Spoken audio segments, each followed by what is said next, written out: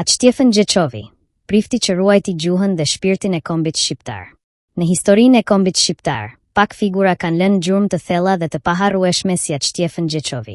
Prift franceskan, studiues, etnolog dhe patrioti përkushtuar, Gjeçovi nuk ishte vetëm një klerik, por një mbrojtës i zjarrt të identitetit shqiptar, ku gjuha përbënte thelbin e të gjithave. Gjeçovi jetoi në një kohë kur Shqipëria përballonte sfida të mëdha për ruajtjen e traditave, kulturës dhe gjuhës së saj. Ai e kuptonte qartë se një popull nuk mund të ekzistojë pa gjuhën e tij. Ajo është themeli mbi të cilin ndërtohet vetë ekzistenca kombëtare. Në veprat dhe shkrimet e tij, ai theksonte: "Mua edhe mund të më vrasin, por gjuhën dhe kombin shqiptar nuk do të mund t'i vrasin kurrë." Kjo nuk ishte vetëm një deklaratë trimërie, por një testament shpirtëror dhe moral që sfidon kohën dhe brezat. Atstjefen Gjeçovi nuk e shihte gjuhën thjesht si mjet komunikimi. Për të, ajo ishte dritë dhe jetë.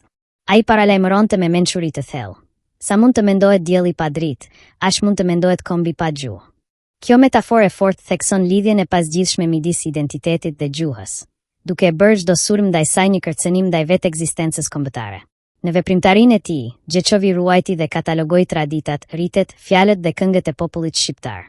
Ai e kuptonte se gjuha nuk është mall tregu, nuk blihet, nuk shitet, nuk ndërrohet. Ajo është një trashëgimi që çdo brez duhet ta ruajë dhe ta mbrojë me dinjitet. Sot, kjo mësim nuk ka humbur asnjëherë aktualitetin e vet.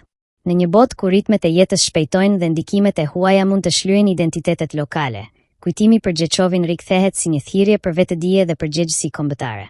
Ruajtja e gjuhës shqiptare nuk është detyrë e vetëm shkollës apo e institucioneve. Është detyrë e secilit shqiptar.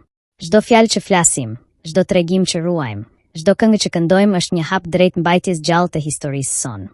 Në këtë kuptim, Gjeçovi nuk na la vetëm një mesazh, por një mision. Të mbajmë gjuhën tonë të gjallë dhe të bëjmë gjithçka për të qëndruar të pandryshueshëm në përballje me kohën dhe sfidat e saj. Atstjefen Gjeçovi mbetet një simbol i pavdekshëm i përkushtimit ndaj gjuhës dhe kombit shqiptar, një kujtesë se identiteti fillon dhe mbaron me fjalën, dhe se kultura jon nuk mund të ekzistojë pa themelin e saj më të çmuar, gjuhën shqipe.